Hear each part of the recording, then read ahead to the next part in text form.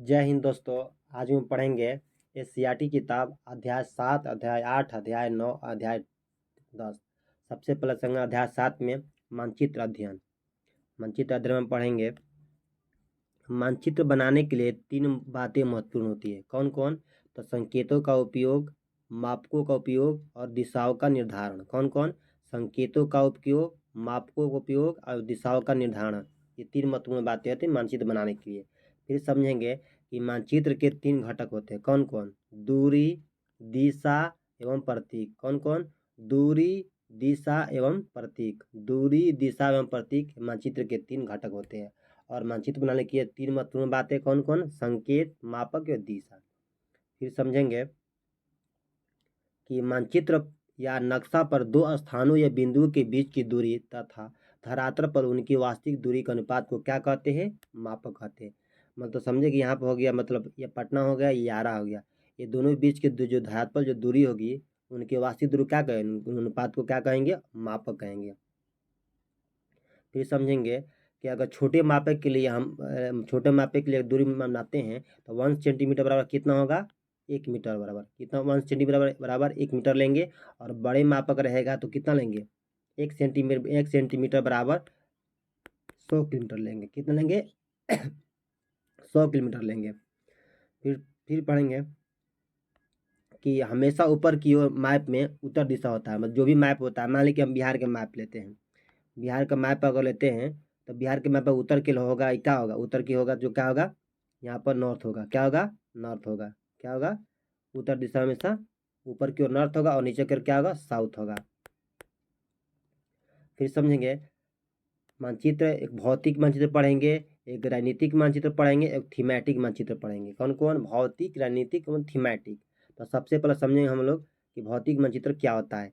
इसमें हम पर्वतों, पठारों, मैदानों, नदियों, महासागरों और आदि का दर्शाते हैं। किस में? भौतिक मानचित्र में। भौतिक मानचित्र में क्या क्या दर्शाते हैं? तो भौतिक मानचित्र में पर्वत, पठार, मैदान, नदियाँ, महासागरों को दर्शाते हैं। किस में? भौतिक मानचित्र में। फिर हम पढ़ेंगे राजनीतिक मानचित्र। राजनीतिक क्षेत्र में क्या क्या पढ़ते हैं हम लोग? इसमें गांव, शहर, राज्य, देश एवं विश्व के विभिन्न देशों के मानचित्र, सीमाओं। किसमें? राजनीतिक मानचित्र में। राजनीतिक मानचित्र गांव, शहर, राज्य, देश, विश्व के विभिन्न देशों तथा उनकी सीमाओं को दर्शाने वाले मानचित्रों के क्या कहते हैं? राजनीतिक मानचित्र कहते हैं। फिर पढ़ेंगे हम थीमेटिक मानचित्र। इन मानचित्रों में दी गई सूचनाओं के आधार पर उनका नामकरण किया जाता है, जैसे जलवायु मानचित्र, फिर वनस्पति मानचित्र, जनसंख्या मानचित्र, वर्षा मानचित्र एवं उद्योग मानचित्र। किसमें? थीमेटिक मानचित्र में। तो हम लोग 3 प्रकार के राजनीतिक मानचित्र पढ़े। कौन कौन? तो भौतिक मानचित्र, जिसमें हम लोग पर्वत, पठार, नदी और महासागर के बारे में दर्शाते हैं। फिर राजनीतिक मानचित्र, इसमें गांव, शहर, राज्य, देश और विश्व के विभिन्न देशों और उनकी सीमाओं को दर्शाने वाले। किसमें? राजनीतिक में। फिर थीमेटिक में क्या पढ़ते हैं? जो भी मतलब विशेष होता है, जैसे जलवायु मानचित्र, वनस्पति मानचित्र, जनसंख्या मानचित्र। इसमें मतलब मानचित्रों में दी गई सूचनाओं का आधार पर इनके हम दर्शाते हैं। जैसे मान लें कि हम लेते हैं भारत ही ले लेते हैं, भारत की मैप ले लेते हैं। अगर भारत के हम मैप ले लेते हैं तो जिसमें मान लें कि यहाँ पर ज़्यादा वर्षा होगा, यहाँ पर कम वर्षा होगा, यहाँ पर औसत वर्षा होगा, इसको हम दर्शाते हैं। किसमें? थीमेटिक मानचित्र में। फिर हम पढ़ेंगे नक्शों में रंगों एवं चिन्हों की प्रतीक की सहायता से हम प्रतीक की सहायता से हम उन्हें वहाँ की जानकारी प्राप्त कर सकते हैं। नक्शों में रंगों की चिन्हों प्रतीक की सहायता से क्या करते हैं? जानकारी प्राप्त करते हैं। जैसे जलाशय के लिए नीला रंग, पर्वत के लिए भूरा रंग, पठार के लिए पीला रंग, मैदान के लिए हरा रंग। जलाशय के लिए कौन सा रंग? नीला रंग। पर्वत के लिए क्या होगा? भूरा रंग। पठार के लिए पीला रंग, मैदान के लिए हरा रंग। इसका ट्री क्या करेंगे? तो जलाशय कैसा होता है? नीला टाइप का होता है। पर्वत कैसा होता है? भूरा टाइप का होता है। पठार पीला टाइप का होता है और मैदान हरा रंग का टाइप का होता है। इसको ऐसे याद करेंगे, जलाशय नीला, पर्वत भूरा, पठार पीला, मैदान हरा। फिर पढ़ेंगे इसका हम प्रतीक बारे में पढ़ लेंगे। प्रतीक देख लेंगे इसको। देखिए प्रतीक क्या होता है। जैसे यहाँ पर हम रेलवे लाइन को ले लेंगे। रेलवे लाइन कैसा होता है? ऐसा होता है।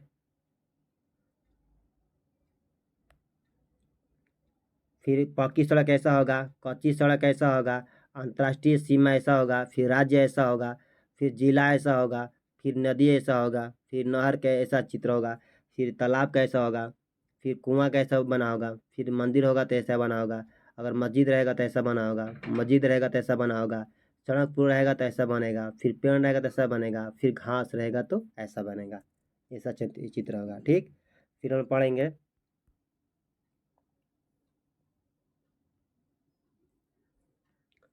जमीन।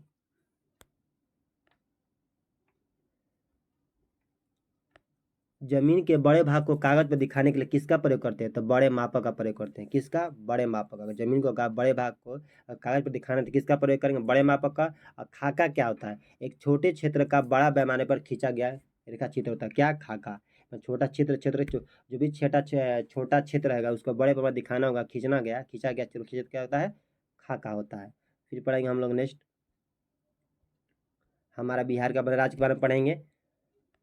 तो बिहार में कितने प्रमंडल होते हैं? 9 प्रमंडल होते हैं। कितने जिला होता है? 38 जिला होता है। 534 प्रखंड, 101 अनुमंडल। कितना? 9 प्रमंडल, 38 जिला, 534 प्रखंड और 101 अनुमंडल।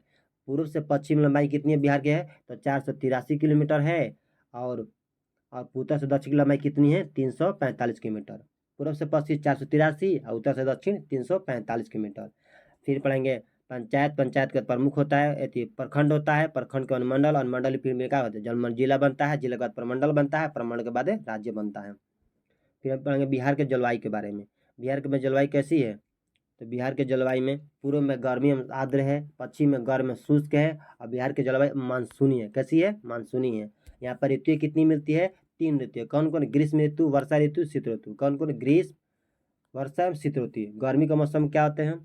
तो गर्मी के दौरान धूल एवं भरी तेज हवाएं, हवा आंधी चलती है, जिसे क्या कहते हैं? लू कहते हैं। जो भी गर्मी के दिन में जो तेज हवा आंधी चलती है उसे क्या कहते हैं? हम उसे हम लू कहते हैं। क्या कहते हैं? लू कहते हैं। और तापमान औसत कितना होता है? 30 डिग्री सेल्सियस होता है। कितना? 30 डिग्री सेंटीग्रेड होता है।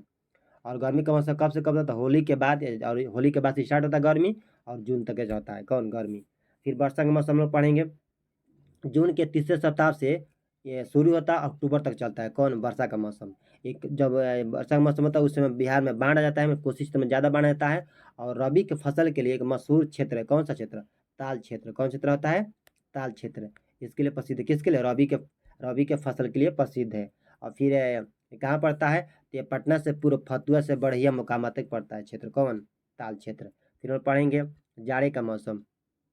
जाड़े का मौसम दुर्गा पूजा से स्टार्ट होता है और सरस्वती पूजा तक चलता है। कब से? दुर्गा पूजा से सरस्वती पूजा तक, यानी दिसंबर से लेकर जनवरी तक शीतलहर चलती है यहाँ पर। और तापमान कितना हो? 5 डिग्री सेंटीग्रेड से लेकर 10 डिग्री सेंटीग्रेड होता है जाड़े का मौसम। और यह फिर पढ़ेंगे हम लोग खेती। यहाँ धान की खेती प्रमुख है। यहाँ पर धान की खेती प्रमुख है, और बिहार के प्रमुख खाद्यान्न कौन है? धान ही है। कौन है? धान।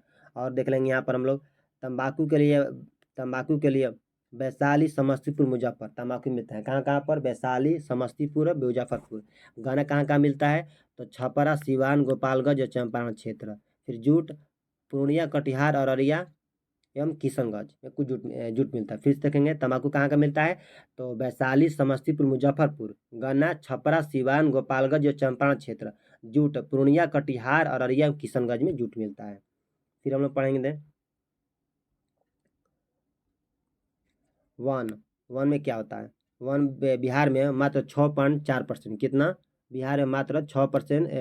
बिहार में कितना? 6 से 4% मिलता है। और हिमालय के तराई में, सोमेश्वर की पहाड़ियों में, अररिया, पूर्णिया, जमुई, बांका, गया, नवादा, राजगीर की पहाड़ियों, कैमूर की पहाड़ियों, पश्चिमी चंपारण में विरल में मिलता है। बिहार में कहाँ का वन मिलता है? देख लेते हैं। हिमालय की तराई में, सोमेश्वर की पहाड़ियों में, अररिया, पूर्णिया, बांका, गया, नवादा, पश्चिमी चंपारण, राजगीर की पहाड़ियाँ, कैमूर की पहाड़ियों में विरल में मिलते हैं। बिहार में टोटल कितने परसेंट वन है? तो 6.4%। फिर अपना तंबाकू का क्षेत्र पूछता है, बहुत बड़ा अच्छा क्वेश्चन है। सराइसा क्षेत्र की, सराइसा क्षेत्र में कौन कौन जिले आते हैं? तो समस्तीपुर, मुजफ्फरपुर, वैशाली। समस्तीपुर, मुजफ्फरपुर, वैशाली में कौन से क्या मिलता है? तंबाकू है। इसकी क्षेत्रों के, इसका नाम क्या है? तो सराइसा क्षेत्र। क्या है? सरेसा क्षेत्र। सरेसा क्षेत्र में कौन कौन जिले आते हैं? समस्तीपुर, मुजफ्फरपुर एवं वैशाली। फिर पढ़ेंगे जनसंख्या। जनसंख्या में हर 10वें वर्ष यहाँ भारत में 10वें वर्ष हर 10वें वर्ष जनगणना होती है। 2011 के अनुसार लगभग 10 करोड़ से अधिक जनसंख्या कहाँ है? बिहार में है। और बिहार भारत भर में यूपी, महाराष्ट्र के बाद सबसे ज़्यादा तीसरे बड़ी जनसंख्या वाला राज्य है। और यहाँ की यहाँ की जनसंख्या घनत्व भी बिहार में सबसे ज़्यादा है। 1106 किलोमीटर प्रति वर्ग किलोमीटर है यहाँ की, भारत में जो सबसे ज़्यादा है। पटना है सबसे बड़ा महानगर जिसकी जनसंख्या 20 लाख से अधिक है, पटना की जनसंख्या। फिर पढ़ेंगे वन्य प्राणी।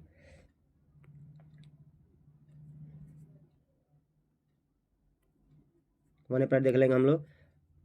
वाल्मीकि राष्ट्रीय उद्यान या वाल्मीकि टाइगर रिजर्व कहाँ है? तो पश्चिमी चंपारण में। कहाँ है? तो पश्चिमी चंपारण में है। कहाँ है? तो पश्चिमी चंपारण में। फिर भीम बांध कहाँ पड़ता है? भीम बांध अभ्यारण्य तो मुंगेर में पड़ता है। फिर बरेला झील कहाँ पड़ता है? तो बरेला झील पड़ता है आपका वैशाली में। फिर कुशेश्वर स्थान कहाँ पड़ेगा? दरभंगा में। विक्रमशिला गंगोत्री डॉल्फिन अभ्यारण्य कहाँ पड़ेगा? भागलपुर में। उदयपुर पक्षी विहार कहाँ पड़ेगा अभ्यारण्य? बेतिया में। ये बिहार से में क्वेश्चन पूछा था, उदयपुर पक्षी विहार कहाँ है? कांवरतल कहाँ पड़ेगा? तो बेगूसराय। कहाँ पड़ेगा? बेगूसराय में। बिहार के एकमात्र रामसर साइट कौन है? कांवरतल है। कहाँ पड़ता है? ये बेगूसराय में पड़ता है। फिर पंत अभ्यारण्य कहाँ पड़ेगा? तो राजगीर में पड़ेगा। कहाँ पड़ेगा पंत अभ्यारण्य? तो राजगीर में। फिर कैमूर अभ्यारण्य रोहतास में। गौतम बुद्ध अभ्यारण्य गया में। नागी नकटी बांध जमुई में। गोगाबिल पक्षी विहार कटिहार में। एवं संजय गांधी जैविक राष्ट्रीय उद्यान कहाँ पड़ेगा? पटना में। ये जो पटना में चिड़ियाघर का क्या नाम है? संजय गांधी जैविक राष्ट्रीय उद्यान, जैविक राष्ट्रीय उद्यान। और साइबेरियन क्रेन प्रवासी पक्षी आते हैं कहाँ पर? दानापुर छावनी के निकट, जो गंगा तट है वहाँ पर साइबेरियन क्रेन जो पक्षी आते हैं।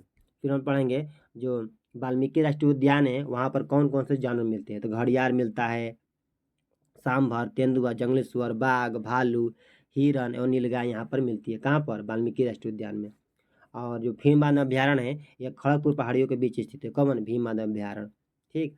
फिर इसके विभाजित करते हैं हम कि वाल्मीकि राष्ट्रीय उद्यान या टाइगर रिजर्व कहाँ है? तो पश्चिमी चंपारण में। कहाँ पर? पश्चिमी चंपारण में। भीमबांध अभ्यारण्य मुंगेर में। बरेला झील अभ्यारण्य वैशाली में। कुशेश्वर स्थान अभ्यारण्य दरभंगा में। विक्रमशिला गंगोत्री डॉल्फिन भागलपुर में। उदयपुर पक्षी अभ्यारण्य बेतिया में। कांवरतल कहाँ पड़ेगा? बेगूसराय में। पंत अभ्यारण्य राजगीर में। और कैमूर अभ्यारण्य रोहतास में। गौतम बुद्ध अभ्यारण्य गया में। नागी नकटी बांध जमुई में। गोगापिल पक्षी विहार कटिहार में। संजय गांधी जैविक उद्यान कहाँ पड़ेगा? इस तरह पटना में पड़ेगा। फिर हम लोग पढ़ लेते हैं बिहार दर्शन जो अध्याय 9 अध्याय 10 बिहार दर्शन 2। सबसे पहले पढ़ेंगे हम लोग बोध गया के बारे में। बोध गया में कौन कौन क्या चीज़ घूमने वाला है? तो बोध गया में महाबोधि मंदिर है। महाबोधि मंदिर में ही मुचलिंद सरोवर है। क्या? कौन सा? मुचलिंद सरोवर है। वहीं पर जो पीपल का वृक्ष था वहाँ पर गौतम को ज्ञान की प्राप्ति ही, और ज्ञान की प्राप्ति के बाद क्या गौतम क्या कहलाए? तो महात्मा बुद्ध कहलाए। क्या कहलाए? महात्मा बुद्ध कहलाए। और जो पीपल के वृक्ष के नीचे जो ज्ञान की प्राप्ति उसे क्या नाम दिया गया था? बोधि वृक्ष नाम दिया गया था। क्या नाम दिया गया था? बोधि वृक्ष नाम दिया गया था। जो महाबोधि मंदिर है इसको 2002 में यूनेस्को वर्ल्ड हेरिटेज साइट में शामिल किया गया था। ठीक। फिर हम पढ़ेंगे गया के बारे में। गया फाल्गुन के तट पर है और यहाँ पर पितृ पक्ष में लगता है। कौन सा में लगता है? पितृ पक्ष में लगता है। जो व्यक्ति मर जाता है उसके पिंडदान करने के लिए पितृ पक्ष में लगता है।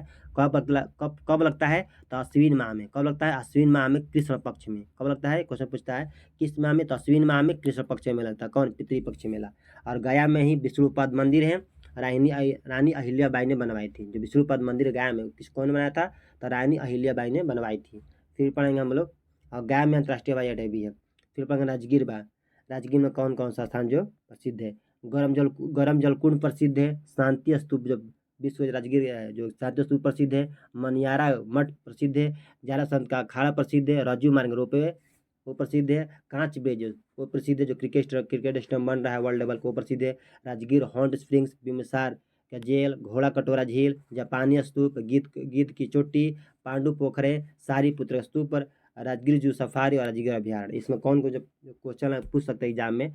गरम जल कुंड, शांति स्तूप, और ये जसवंत का अखाड़ा, कांच ब्रिज, और ये घोड़ा कटोरा झील।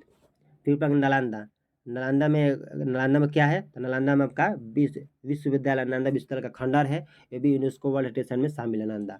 और यहाँ पर कुंडलपुर दिगंबर जैन मंदिर भी है। कहाँ पर? नालंदा में। और पावापुरी में कौन सा है? जल मंदिर है पावापुरी में। नवादा में ककोलत झरना है। कौन झरना है नवादा में? ककोलत झरना है। ये ठंडे जल के लिए प्रसिद्ध है। कौन? ककोलत झरना। फिर चलेंगे हम लोग सासाराम। सासाराम में क्या क्या है? तो सासाराम में शेरशाह का मकबरा है। कौन सा है? शेरशाह का मकबरा कहाँ पर पड़ता है? सासाराम में। जो शेरशाह था इसका बचपन का नाम क्या था? फरीद खां। क्या नाम था? फरीद खां। और ये इसका ये क्या था? अफगान शासक था। और ये सूर्यवंश का संस्थापक था। कौन? शेरशाह। शेरशाह सूरी वंश का शासक था। और जो शेरशाह का मकबरा है कैसा, अष्टकोणीय है और लाल पत्थरों से बना हुआ। कैसे, लाल पत्थर से बना हुआ अष्टकोणीय शेरशाह का मकबरा है। और बढ़ेंगे हम पटना। पटना में सबसे पहले संग्रहालय। संग्रहालय में यहाँ पे एक पेड़ है जो 5 वर्ष पुराना पेड़ है। कितना वर्ष है, 5 वर्ष पुराना पेड़ है। और ये संग्रहालय है वो राजस्थानी शैली में बनाया गया है। किस शैली में बनाया गया है, तो राजस्थानी शैली में बनाया गया संग्रहालय। और यहाँ पे यक्षिणी, यहाँ पर ये मूर्ति है, क्या नाम है, यक्षिणी मूर्ति। यहाँ कहाँ में मिली थी, तो दीदारगंज में मिली थी। कहाँ पर मिली थी, दीदारगंज में मिली थी। फिर पूछेंगे हम लोग गोलघर। गोलघर क्योंकि कब बनाया था, गया था, तो गोलघर 1786 से बनाया गया था। कब बनाया गया था, तो 1786 से बनाया गया था गोलघर। 1786 में कौन बनाया था, गोल्डस्टीन ने। कौन, गोल्डस्टीन ने बनाया था। क्यों बनाया था, तो अनाज भंडारण के लिए। किसके लिए बनाया था, अनाज भंडारण के लिए बनाया, इसको बनाया गया था। फिर पढ़ेंगे यहाँ पर प्रसिद्ध गांधी सेतु, महात्मा गांधी सेतु पटना। और यहाँ पर श्री कृष्ण मेमोरियल हॉल है, बापू सभागार है।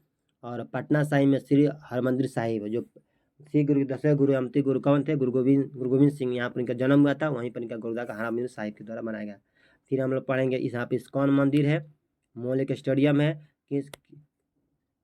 फिर कृष्णा कॉम्प्लेक्स खेल परिसर है, श्री महावीर मंदिर है, चिड़ियाघर है, बुद्धा स्मृति पार्क है, इको पार्क है, पट्टन देवी मंदिर है, जलान संग्रहालय, श्री कृष्ण साइंस कॉम्प्लेक्स है।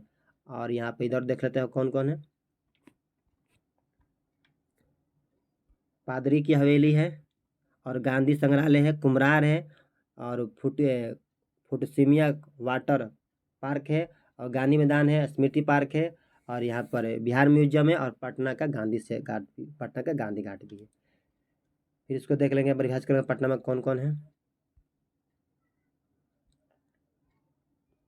पटना में कौन प्रश्न एग्जाम लायक पूछ सकता है, यहाँ पर आज ये संग्रहालय पूछ सकता है, गोलघर, गांधी सेतु, और ये पटना में श्री हरमंदिर साहिब का गुरुद्वारा, और इस्कॉन मंदिर जो नया बना है।